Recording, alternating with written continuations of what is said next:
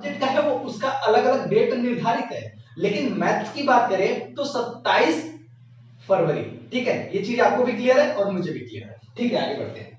तो कैलकुलस के जितने भी महत्वपूर्ण सवाल हैं, सवाल तो बहुत सारे हैं, कैलकुलस में भी 500-600 से ज्यादा सवाल हैं, लेकिन महत्वपूर्ण सवाल का एक अलग मिजाज होता है।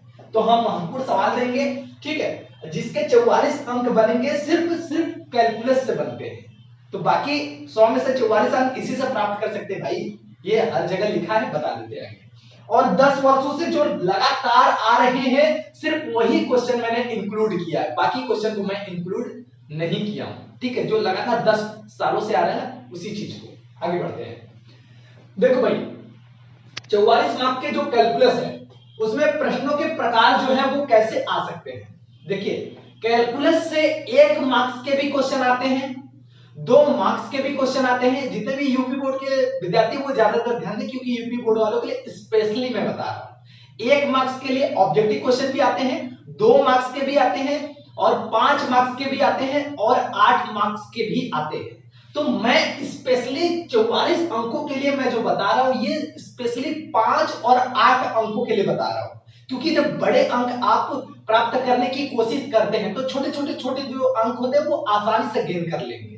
क्लियर है? जैसे आप बड़ी मछली जब पकड़ने जाएंगे तो छोटी छोटी मछली आपके बगल में रहती है ना, उसी तरह से हम लोग क्या करेंगे, प्रश्नों के प्रकार में हम 5 अंकों के प्रश्न को ज्यादा देखेंगे और उसके साथ साथ 8 अंकों के प्रश्नों को हम लोग ज्यादा देखेंगे।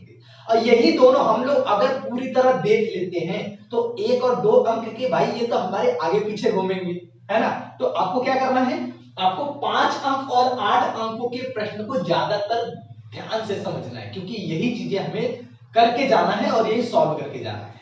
आगे बढ़ते हैं भाई, अध्याय कितने होंगे, तो आपको पता है कि क्लास 12 में टोटल 13 अध्याय मौजूद है, 13 अध्याय, लेकिन हमें कैलकुलस में 5 ही अध्याय पढ़ने हैं। टोटल कितने, 5 अध्याय।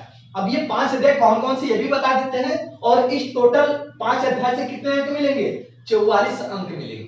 केवल 5 अध्याय पढ़िए, 44 अंक लेकर जाइए, और यही 5 अध्याय जो है उसके इंपॉर्टेंट क्वेश्चन देंगे, जिसमें 5 अंक और 8 अंक वाले होंगे।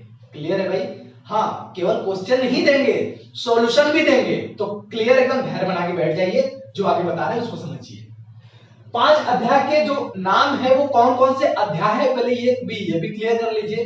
कुछ लोगों को यार कैलकुलस क्या है ये नहीं पता, ठीक, अब कैलकुलस में कौन कौन से 5 अध्याय है ये भी नहीं पता, तो जान लीजिए मेरे भाई।